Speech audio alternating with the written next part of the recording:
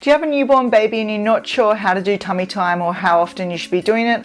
Or you have a 1, 2, 3-month-old baby who absolutely hates tummy time? Well, this video is for you. Today I'm going to share my tips on everything you need to know about tummy time, including the do's and don'ts of tummy time, which will ensure that tummy time in itself is a fun activity for your baby, and most importantly, it is not stressful for you as parents. Hi, if you're new to my channel, my name's Emma. I'm a paediatric occupational therapist who's had the pleasure of working with parents of newborn children all the way up to school age for the last 10 years. I'm also a mum to 2 gorgeous children.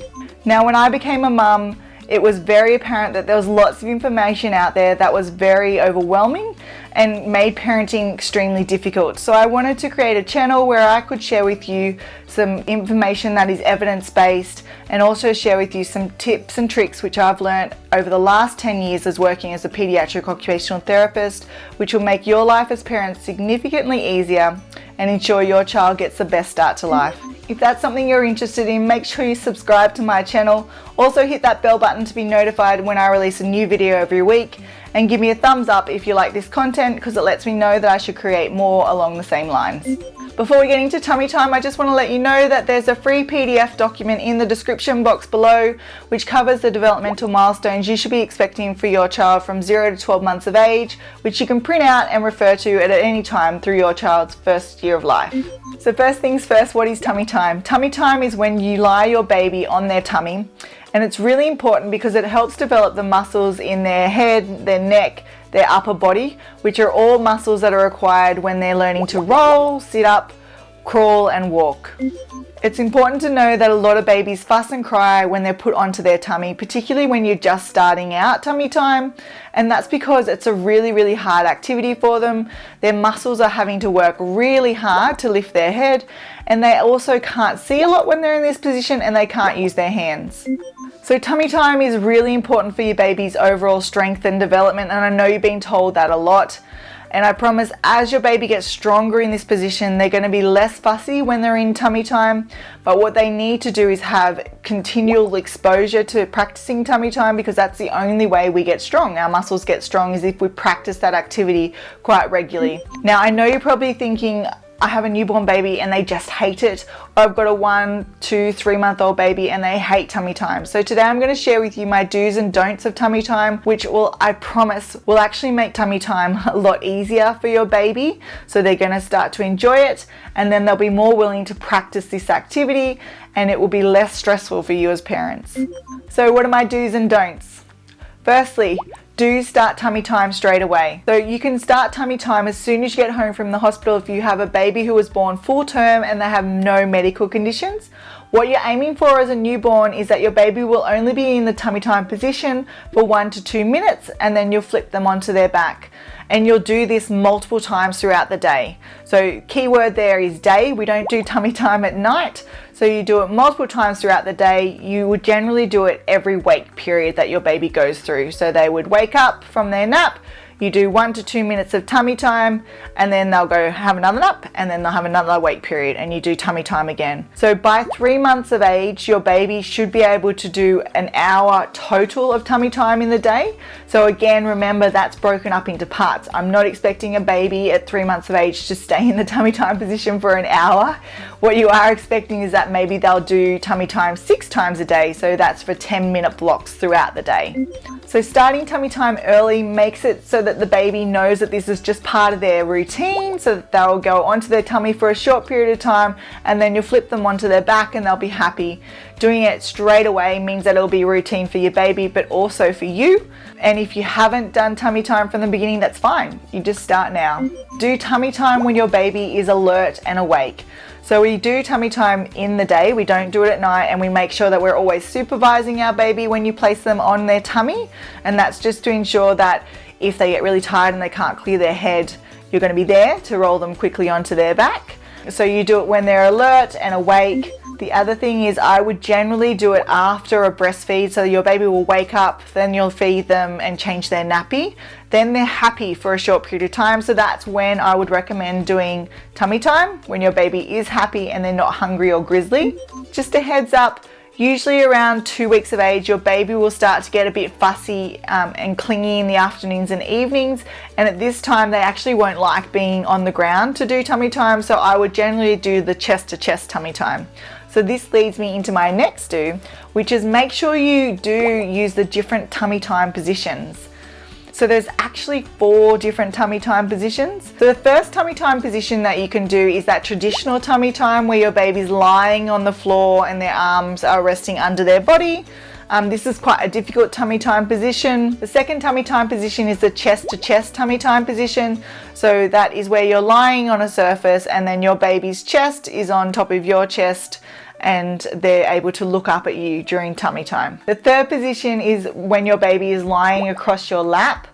And then the fourth position is called the football hold, so where you're holding your baby in your arms. So it's where your baby is lying in your arms and they are providing, their head is resting in your elbow crease, near your elbow, and you provide support at their hips and they will lift their heads up. You can also do this position with your baby facing outwards, where you provide support under their arm and then your other arm is providing support along their length of their body and they will lift their head up. I find it easier to do it the other way, and I think the baby's able to lift their head easier, particularly in the first few months when your baby's developing that neck strength. I would generally use the first football hold position. The next thing I would recommend is that you do try and make tummy time easier for your baby. So when your baby's first doing tummy time, they tend to be top heavy, and by that I mean that a lot of their weight is toward their head and their shoulders of their body, so they aren't actually able to lift their head very easily. So we can make tummy time, all those 4 positions that I showed you before, a lot easier, and that's by providing support to them and trying to shift the weight to their hips and their legs so that they can lift their head easier. So I'm going to explain how you can do that in the 4 positions. So in the traditional tummy time position where your baby's lying on the ground flat, you can make that significantly easier for your baby by putting your hand on their hip, and that will shift the weight to their legs so they'll be able to find it easier to lift their head. The other thing you can do is place a rolled up towel under their arms, and that will prop their body up, the front part of their body up, which again will make it easier to lift their head because it shifts all the weight to their legs. In the chest to chest position, so where your baby's lying on your chest, you can do it a few ways. So the first thing is, if you're lying flat on a bed and your baby's lying on the chest, they're having to lift their head up against a significant amount of gravity, so it's a lot harder than if you were reclined in a chair. So I would generally do the chest to chest firstly reclined in a chair, so your back is propped up so that your baby is already kind of propped up, and it makes it easier for them to lift their head because they're not having to lift against so much gravity. The other thing you can do in this position is that you provide support at their hips again by putting your hand on their hips or their bottom, and that will help shift the weight to the back of their legs.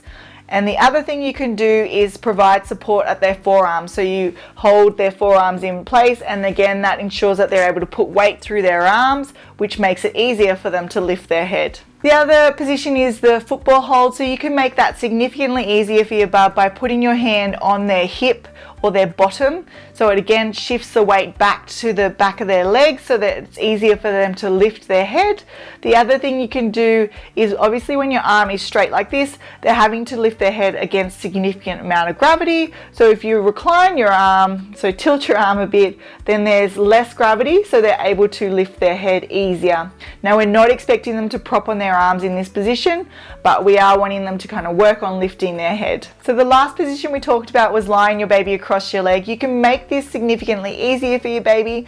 So if you can imagine, if both your legs are level, then your baby's having to lift their head against a lot of gravity. But if you raise the leg that's underneath their chest so that it is higher than the other leg, then it means that your baby needs to use less effort, I guess, to lift their head because there's not as much gravity pushing against them. So they find it easier in this position. Also, I would provide more support to your baby by putting your hand on their bottom, and again that helps shift the weight to their legs, which means it's easier to lift their head in this position. So we know tummy time is a really hard activity for our babies. So what we need to do as parents is try and make it fun for them, so that instead of focusing on the activity itself as being really hard, our bubs are distracted by watching toys or listening to us sing to them, and they're actually thinking, oh, maybe yes, it's a bit hard, but this is funny, or this is enjoyable for me. So there's lots of different ways that we can make tummy time more enjoyable for our baby. The first really simple thing is to do, when your baby's doing traditional tummy time, you can lie directly opposite them and sing them a song. I generally sing If You're Happy and You Know It, Raise Your Head. Do it really quickly when your baby's a newborn, because they've only got a short period of time where they're happy in this position, and then I quickly flip them onto their back, and then as they get stronger in this position, I sing it for a longer period of time and then flip them onto their back. The other thing you can do is place a non-breakable mirror in front of their face, so that when they lift their head, they can see their face. We know babies really like seeing faces, so this is another fun way to entertain your bub. The other thing you can do is put a toy in front of them. Now remember, babies can see in colour. What they like best at this age is high contrast toys, and they can see best from 8 inches, so it's 20 centimetres, they see best. So you place the toy 20 centimetres to 8 inches away, so they'll look at it when they raise their head. The other thing you can do is you could place a colourful book, or you could read a book to them when they're in this position. Again, make it a really quick activity initially so that they enjoy it. And then the last thing you can do to make it more enjoyable is you can try tummy time in different places in the house. So instead of doing it in the same place all the time with the same toys, you can do it so that your baby's doing tummy time looking out the window, which is when they can see the trees and the birds and any pets. So it makes tummy time a bit more enjoyable for our bubs. So I only have 2 don'ts. My first one is, don't stop tummy time because your baby doesn't like it.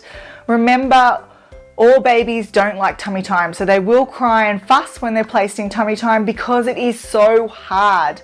But the only way it gets easier for our bubs is if we do it frequently throughout the day, and you do it for short bursts. So I would only do it for a really short burst if your baby absolutely hates it, and then make sure they're happy, and then flip them onto their back. As they get stronger, you'd increase that length of time that they're in tummy time.